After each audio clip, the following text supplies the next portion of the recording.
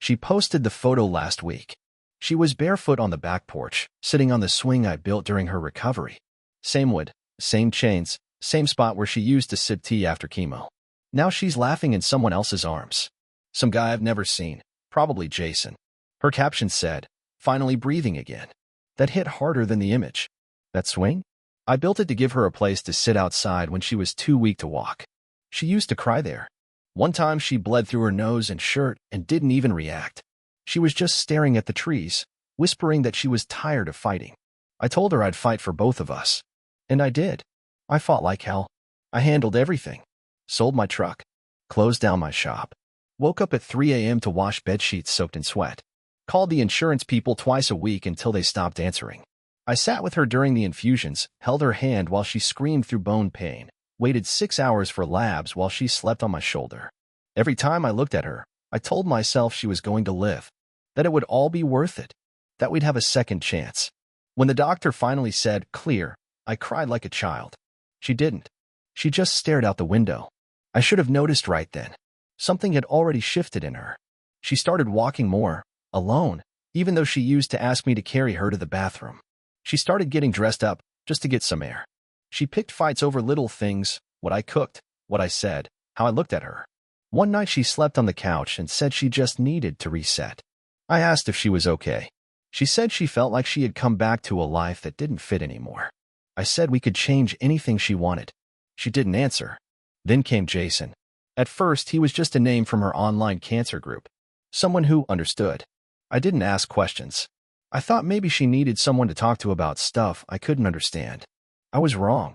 She was talking to him every day, texting him at night, sending photos. While I was in the kitchen washing the blender she puked in, she was telling him she felt trapped. While I sat on hold with the billing department, she was telling him she needed freedom. 31 days after remission, she packed a suitcase.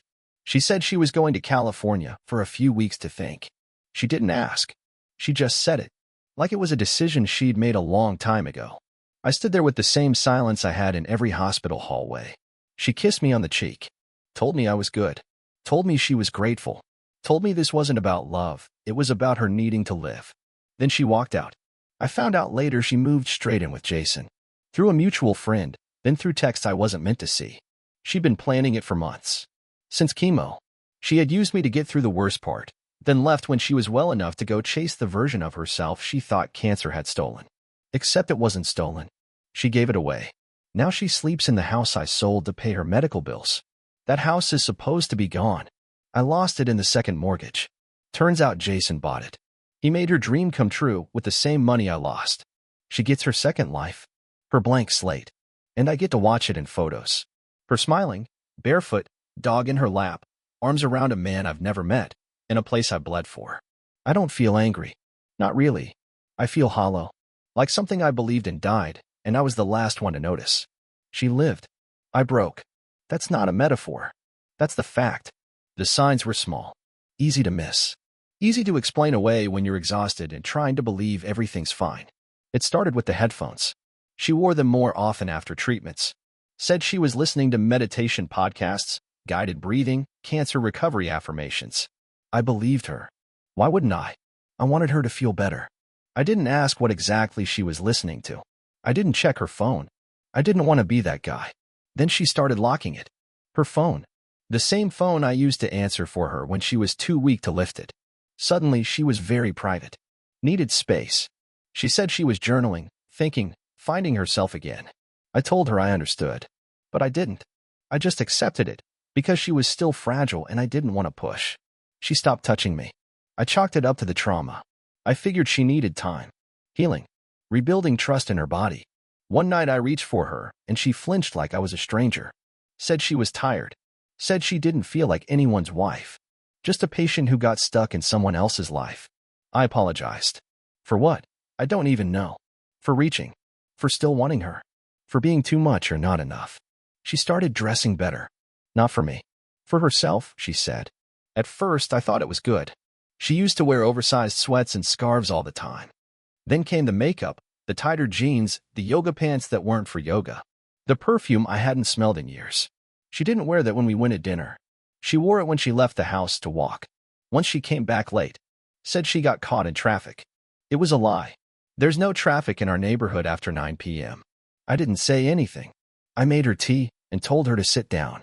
She looked surprised, almost annoyed, like she expected a fight, like she wanted one. That's when I realized something had already shifted, not just in her, in me. I'd become small around her, quiet, careful. I was watching every word I said like I was on trial. I thought it was love.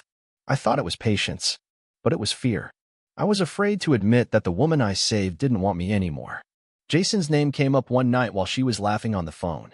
I was chopping vegetables, making soup the way she liked it, blended smooth, not too salty. She hung up fast when I walked in. Said it was a friend from group. I asked which one. She paused. Said it didn't matter, just someone who understood her. I nodded. What else could I do? She was alive. That was supposed to be enough. But something in her tone that night stayed with me. That soft, glowing voice. I hadn't heard her talk like that in months. Maybe years. Not to me. Not since before the diagnosis. Maybe not even then. I realized I hadn't made her laugh in a long time. I don't think I even tried. I was too busy being useful, needed, necessary. Eventually she stopped needing me, and I didn't know what to do with that. My identity was built around her survival. When she didn't need saving anymore, I didn't know how to be a husband. I was still fighting cancer while she was already packing her life. I kept telling myself it was temporary. Just a phase. Recovery is hard. She'll come back. She'll see everything I gave, everything I did. But she wasn't looking back. She was already gone. Mentally, emotionally, physically. I just hadn't caught up yet. I remember the exact moment I knew for sure. She left her phone on the table one morning when she went to shower. It lit up. A message from Jason. All it said was, "You did it. You're almost free." Almost free. From what? From me? I didn't open the phone. Didn't scroll. Didn't dig. I didn't need to. She left on a Tuesday. Weather was perfect. One of those days where the sky is too blue and nothing makes sense. I had just come back from the pharmacy, picked up her supplements out of habit, walked in, put the bag on the table, and saw the suitcase by the door. She was in the bedroom folding the last of her clothes. Calm, quiet, focused. I asked, "Where are you going?" She didn't look up, just said, "I booked a flight to California. Jason's picking me up." That was it. No build-up. No argument. No guilt. She said it like she was ordering lunch. I stood there for maybe 10 seconds before I could speak. "You said you needed space." I thought that meant a few days. "With your sister. Somewhere familiar." "I need real space," she said. "I can't breathe here." "In the home we built? In the life you kept me in?" I asked if she was leaving for good. She said she didn't know. That she needed to be somewhere she felt like herself again. Not a patient. Not a wife. Just a woman figuring herself out. I said, "I carried you through the worst year of your life." She said, "Exactly." I don't know if she meant it as an accusation or a thank you. Probably both. I asked how long it had been going on. With him. I nodded. She shrugged. Since the middle of treatment. That was 6 months before remission. I was still sleeping in the hospital chair every other night. Still cleaning blood from her pillowcases. Still emptying puke bowls and lying to friends who wanted to visit. Telling them she was resting. Protecting her privacy. While she was texting him under the blanket, asking when she could leave all this behind. I didn't yell. I didn't throw anything. I felt numb. Like my own body was watching from across the room. She zipped up her bag. Grabbed her carry-on. Looked around the house one last time, like a stranger trying to memorize a hotel lobby. At the door, she turned and said, "You're a good man. But you loved me like I was dying." And I hated that. Then she was gone. I sat on the edge of the bed for an hour. The silence was unreal. Not peaceful. Hollow. Like something had been ripped out of the room and the air hadn't settled yet. I didn't eat that night. Didn't drink. Just stood in the kitchen, staring at the supplements I'd picked up hours earlier. Fish oil, vitamin D, iron. The stuff she used to cry about swallowing. "Tastes like metal," she used to say. Now she was probably on a plane with Jason, holding his hand, dreaming about ocean views and new beginnings. I thought about texting her. Thought about sending a long message about everything I'd done, everything she meant to me, everything we lost. But I knew she wouldn't read it. And if she did, she'd roll her eyes. I could feel it in my bones. I was no longer part of her life. I was the old chapter, a name she'd used to explain her growth. That night, I slept on the couch. Didn't cry until it was dark enough to feel alone. And even then, I did it quietly. Like it was something to be ashamed of. I'd held her through so many breakdowns. Now I was having mine, and no one was there to hold me. She didn't say she loved me when she left. I noticed that the next morning. It hit me hard, not because I needed to hear it, but because I realized how long it had been since she said it at all. Jason was her new beginning. I was her reminder of everything she wanted to escape. I didn't hate her. I didn't blame her. But I hated what it turned me into. A man who gave everything and watched her walk away like none of it mattered. The first thing I noticed was how quiet the house stayed. Not peaceful quiet. Not healing quiet. Just absence. No footsteps. No coughing. No clinking of mugs in the morning. No fake laughs over forced dinners. Nothing. Just air and ticking clocks and me, walking room to room like I didn't live there. I kept the routine at first. I made coffee for two. Took out 2 mugs. Poured her blend. Didn't realize what I was doing until I caught myself staring at the empty chair across from me. I dumped both mugs. Didn't bother making new ones. 2 days after she left, her sister called. I thought maybe she wanted to check on me. She said she asked me to pick up a few boxes. I said they were in the garage. She didn't ask how I was doing. Didn't stay long. Didn't look me in the eye. Just said, I hope you understand. She needed this. Then drove off. Nobody else called. No friends. No cousins. Not even her coworker Sarah, who used to text me holiday invites like clockwork. Gone. It was like someone flipped a switch and turned off my whole life. The couples we used to go out with? Disappeared. The neighbors who waved when I mowed the lawn? Nothing.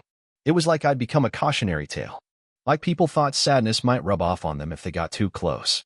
And the bills kept coming. The second mortgage I took to cover chemo? Still there. Still climbing. Interest rates don't care about heartbreak. Utilities. Groceries. Insurance. All stacked up in little white envelopes I didn't have the energy to open. I stared at the pile like it might go away on its own. I considered calling the bank about refinancing. Then I remembered I didn't have the house anymore. The one I sold to buy her time. Jason bought it through a company. I saw the paperwork. Clean transfer. No drama. Just signatures. Just money. Just gone. I moved into a 1-bedroom apartment across town. Ground floor. Peeling paint. Stained carpet. I took only what I could carry. Left everything else behind. Furniture, photos, kitchen stuff. It felt like starting over, except I didn't ask to. I thought about selling my truck. I thought about taking a second job. I even thought about asking her for help. Then I saw another photo of them, her and Jason at a beach house. She was wearing that sunnet she claimed made her look too old. Now she looked radiant. Free. Caption. He makes me feel new. I shut my phone off for 2 days after that. Couldn't look at it. Couldn't take the idea of being reminded again that I was replaceable. People say you find out who your real friends are during hard times. That's bullshit. Real friends don't vanish. Mine did. Or maybe they weren't mine to begin with. Maybe they were hers. Or maybe they just didn't know what to say, so they said nothing. Either way, the silence was loud. I spent a lot of nights sitting on the floor of that apartment, eating straight from a can. Tuna. Beans. Whatever was cheap. No music. No TV. Just me and the sound of fluorescent buzz from the kitchen light that flickered every time the fridge kicked on. Some nights I thought about what I'd say if she called. Not to get her back. Those thoughts were gone. But just to hear her say it. To admit she used me. That I mattered. That I wasn't just a phase she survived on the way to a better version of herself. But she never called. And I stopped expecting her to. He was never legally my son. I didn't adopt him. Never needed to. He called me dad since he was 3. And when his real one stopped calling, I became the only man he answered to. Back then, he couldn't fall asleep unless I was in the hallway, reading something out loud from the newspaper. He used to crawl into my side of the bed when he had a nightmare, and I'd let him stay until morning, even when his mom said he needed to grow out of it. After she left, I didn't hear from him for a while. He's 20 now. In college. Different state. We never had a falling out. We just went quiet. Like 2 people trapped in a building that suddenly collapsed, both crawling out through different exits, never checking to see if the other made it. He texted me out of nowhere. Said, "Hey, I'll be in town Friday. Can I stop by?" I stared at that message for a full minute before responding. Wrote back, of course. He showed up late. Beat-up Civic. Hoodie, ball cap, backpack slung over one shoulder. Taller than I remembered. Facial hair now. But his eyes hadn't changed. He didn't hug me. Just stood there. Awkward. I offered coffee. He took it black. We sat in silence while it cooled. First thing he said was, "Mom told me not to come." I nodded. Figured. He looked around the apartment. You're not really settled, huh? Not yet. He let out a breath, looked down at his coffee. Then he said something I didn't expect. I knew about Jason. Silence again. The kind that fills the room like water. I asked, how long? Since the hospital. She used to text him while you were gone. I didn't say anything. I thought maybe it would pass. I swallowed hard. Why tell me now? He didn't answer right away. Just kept staring at the floor. Then he said, because I saw what it did to you. And I never said thank you. For staying. For everything. That cracked something in me. Not anger. Not sadness. Just, wait. Something lifting, even for a second. You don't owe me anything, I told him. He shook his head. That's not true. You were more of a dad than he ever was. And I left like you didn't matter. Like you didn't lose anything. But you lost everything. I didn't cry. Thought I might. But I didn't. I just nodded. That was enough.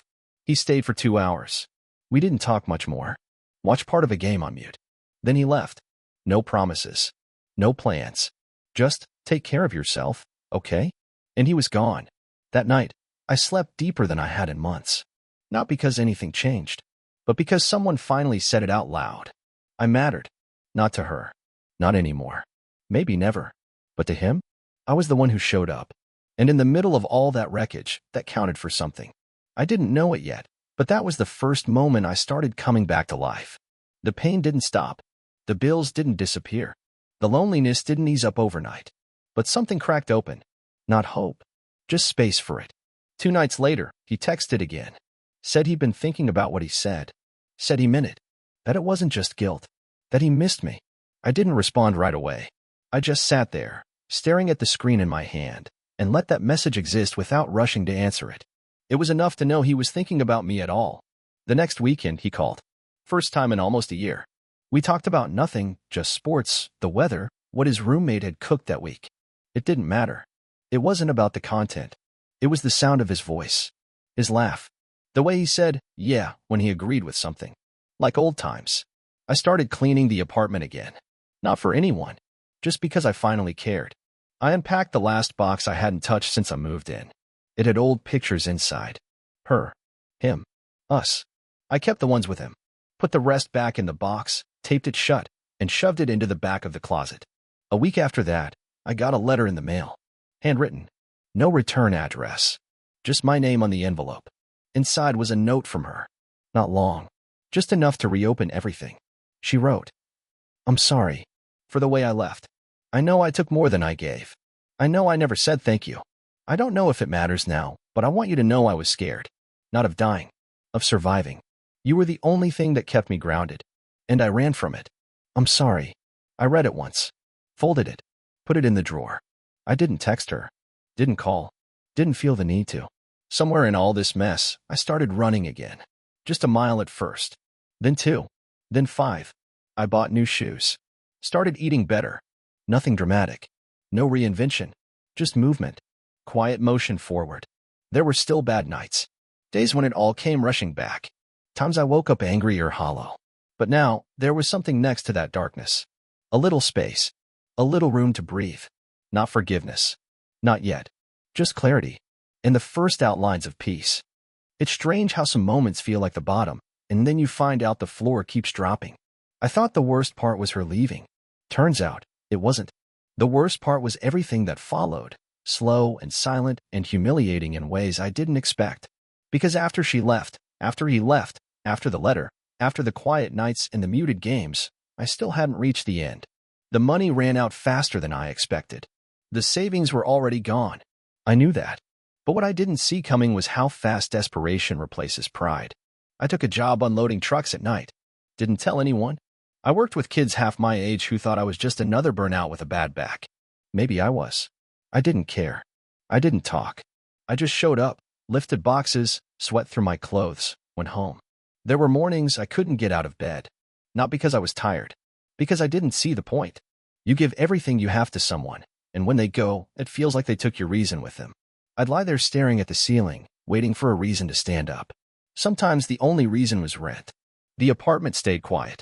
Still smelled like paint. I didn't hang anything on the walls. I didn't want to pretend it was home. It was just a place where I kept my body while I figured out what to do with what was left of my life. People stopped asking how I was doing. Not because they didn't care, but because I made it easy for them. I didn't reach out. I didn't respond. I became a ghost in my own phone. One day, my card got declined buying groceries. Just eggs and bread and some canned soup. The cashier looked at me like I'd done something wrong. I mumbled something, slid cash across the counter, and walked out fast. Cried in the car. Not because of the money. Because that was the moment I realized I had no one to call. I didn't want her back. Let me be clear. This wasn't about that. I didn't miss the relationship.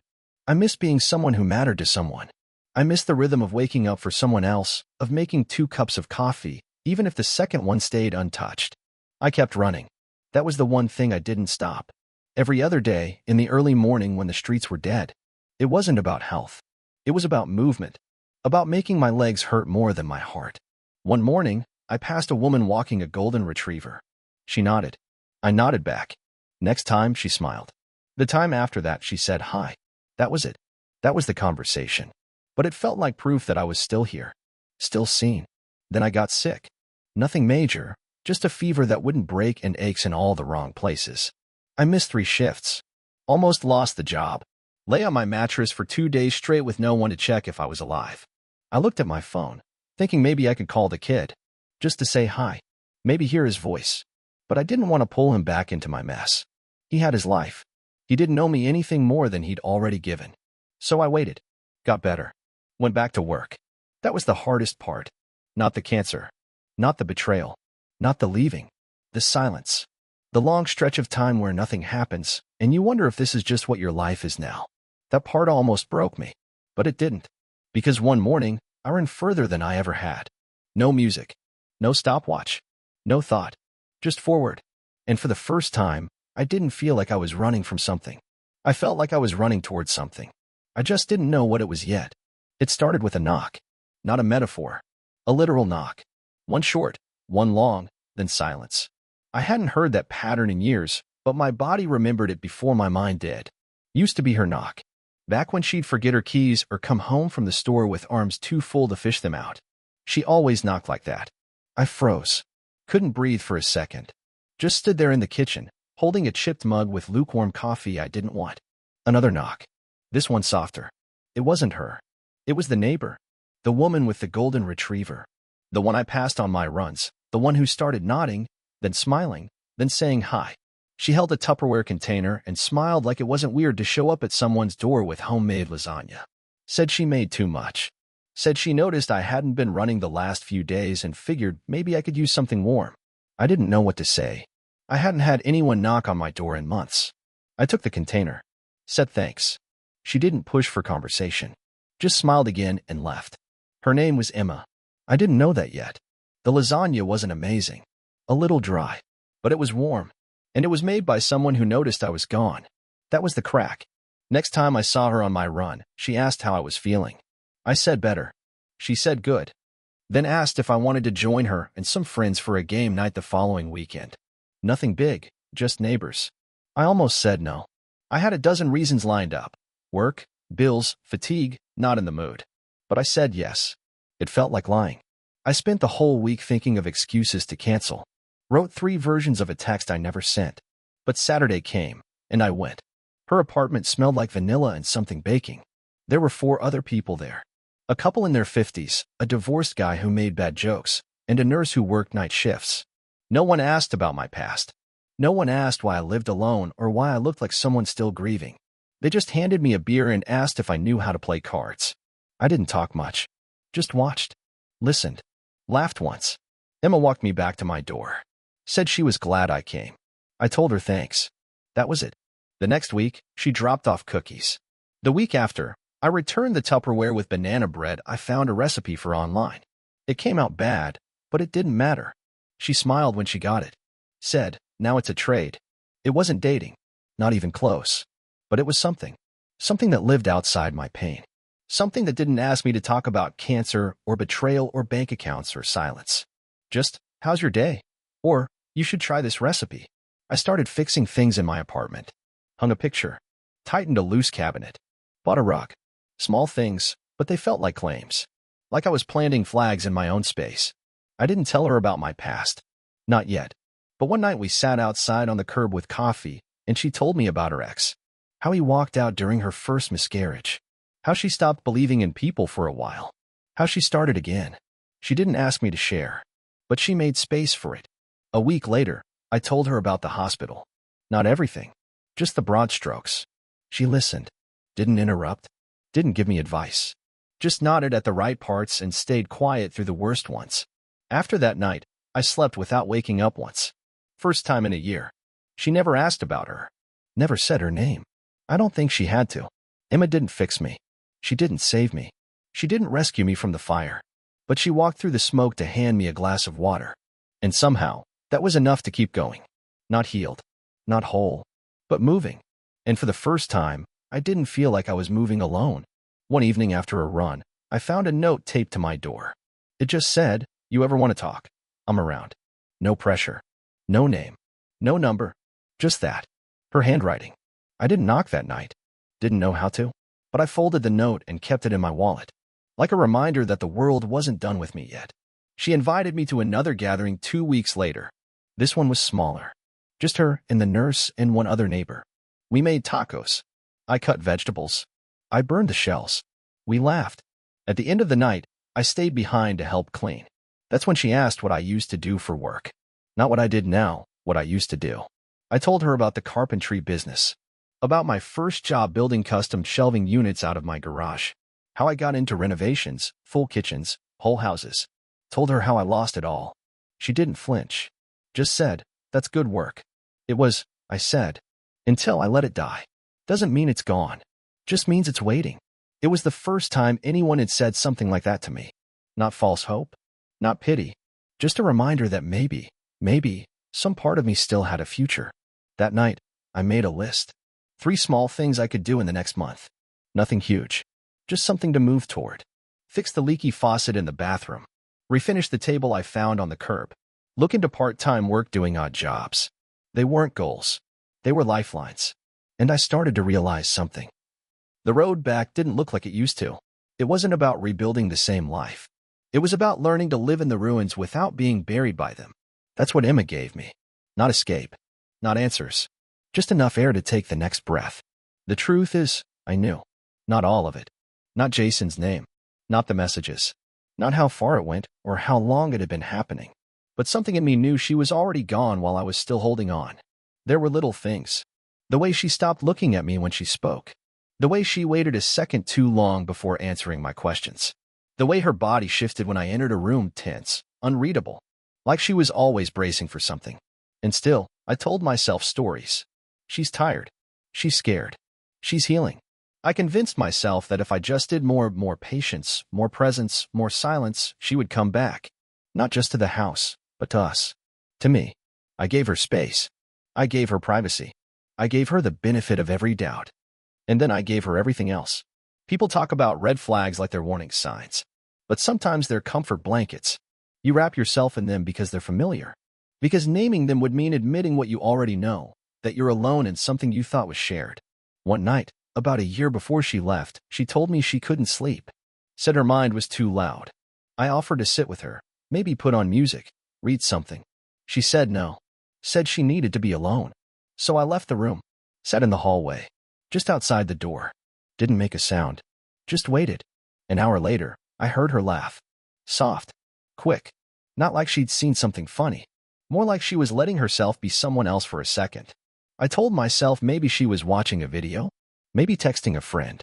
But I knew that laugh. I hadn't heard it in years. Not from her. Not for me. I told myself it didn't matter. That people change after trauma. That connection fades and returns. That all this was temporary. But it wasn't. It was the start of the goodbye. She began dressing better around the house. Nothing dramatic. Just more care, more detail. Makeup on days we didn't go out. Hair done to sit on the couch. I asked once, and she said it helped her feel human again. I believed her. I wanted to believe her. She started spending more time in the bedroom with the door closed. Called it meditation. Therapy. I knocked once, just to ask if she wanted coffee. She opened the door an inch, said she was in the middle of something. I never knocked again. Looking back, I don't think she was being cruel. I think she was making a choice. Quietly. Slowly. One piece at a time. And I made it easier by not asking. Emma asked me once, weeks after game night, after the cookies and the lasagna and the silence breaking, if I saw it coming. If, deep down, I knew. I said no. Then yes. Then no again. She nodded like she understood. But I don't know if she did. I barely understood it myself. It's not easy to admit you ignored the truth on purpose. That you played dumb because being dumb was safer than being broken. That you'd rather feel confused than rejected. But I see it now. All of it. The night she stayed out longer than she should have. The sudden interest in her phone. The forced smiles. The moments she seemed so far away that I wondered if she could even hear me talking. I see the way I filled the silence with kindness. How I tried to love her through her withdrawal. How I stood still while she packed up piece by piece. And the worst part? I would do it all again. Not because I think it would change anything, but because that's who I was. The man who stayed. The man who carried. The man who believed. It's not shameful to love someone who didn't love you back the same way. What's shameful is pretending you didn't. That's what I let go of in part 8. Not just the woman, or the marriage, or the life we built, but the version of myself that lied to survive. I buried him quietly. Without anger. Without a eulogy. I let him go. Because whoever I am now doesn't need to pretend anymore. He just needs to keep going. I didn't expect to see her again. Not in person. Not outside of a memory or a social media photo I never asked to see. But it happened. A full year after she left, I was walking through the outdoor market on a Sunday morning. Emma had told me to go. Said I needed sunlight. Said I'd been holed up too long. I was looking at tomatoes when I heard my name. Not the soft way she used to say it when she was half asleep or wrapped in a blanket. Not the sharp way she used it when she was mad. Just flat. Neutral. Like someone reading off a clipboard. I turned and there she was. Different and the same. Hair longer. Thinner. Same eyes. Same voice. She said, "Hey." I said, "Hey." Then silence. People walking around us. The buzz of vendors and kids and sunlight bouncing off car windshields. But we were in a bubble. Two ghosts staring at each other in daylight. She asked how I was. I said fine. She nodded, like she didn't believe me but also didn't care enough to press. Then she asked, "Can we talk?" I said no. I said it gently. But I meant it. She looked down, swallowed, nodded again. She told me Jason left. That he moved out 6 weeks ago. Said they weren't right for each other. That things fell apart quickly once it got real. I said nothing. She told me she was sorry. That she never meant to hurt me. That she didn't know how to stay, and didn't know how to leave the right way either. I still said nothing. She asked if I hated her. I looked at her for a long time. Not because I didn't know the answer, but because I wanted to be sure of the words. No, I said. I don't hate you. I just don't know who you are anymore. That hit her. I could see it. Like she expected anger, but not distance. Not indifference. She asked if I was seeing anyone. I said, no. Then added, but I'm not waiting anymore. She smiled at that. The saddest kind of smile. The kind that says, I know I can't fix this. She asked if we could meet for coffee sometime. Just to talk. I told her maybe. But we both knew what that meant. Before she walked away, she said, you were the best thing in my life. I just didn't know how to carry it. I didn't answer. I walked away. Not angry. Not broken. Just done. When I got home, Emma was there. Sitting on my steps with a bag of peaches and that dog of hers asleep at her feet. She looked up, saw my face, and didn't ask anything. Just stood, handed me the bag, and said, you look like you could use something sweet. And that was it. The past had shown up. Looked me in the eye. Said its piece. But it didn't get to stay. The day I realized I was okay, nothing special happened. I wasn't in some profound moment. No big realization. No emotional breakthrough. I was standing in the kitchen, waiting for the coffee to finish, staring out the window at the street.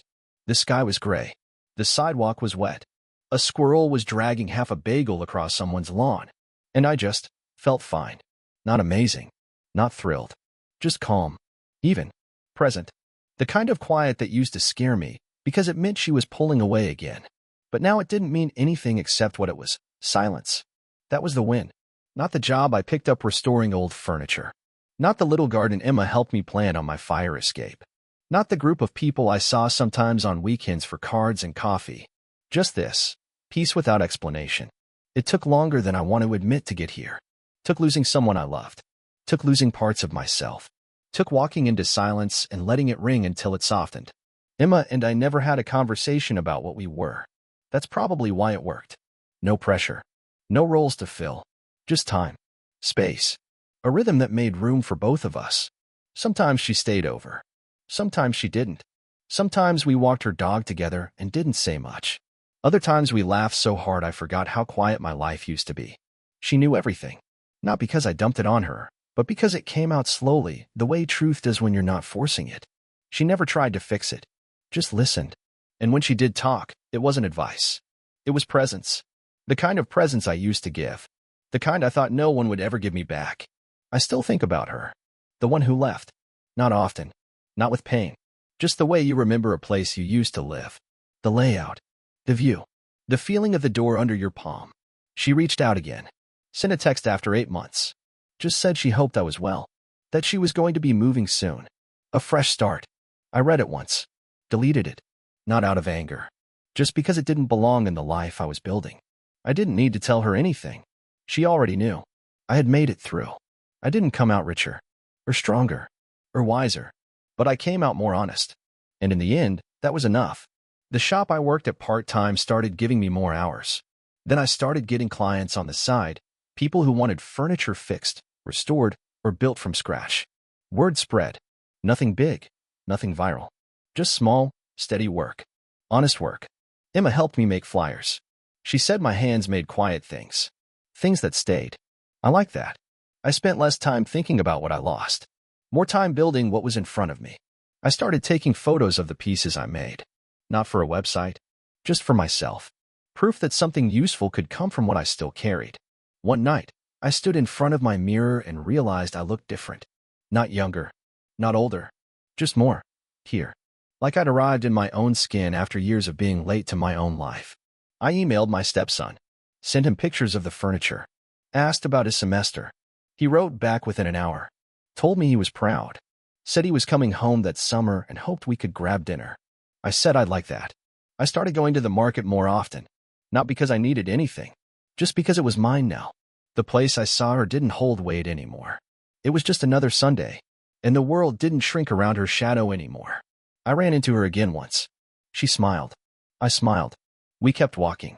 That was all. The world got quiet. Not empty. Not sad. Just peaceful.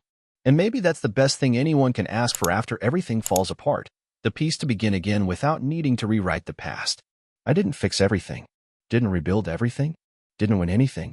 But I built enough. And it stayed.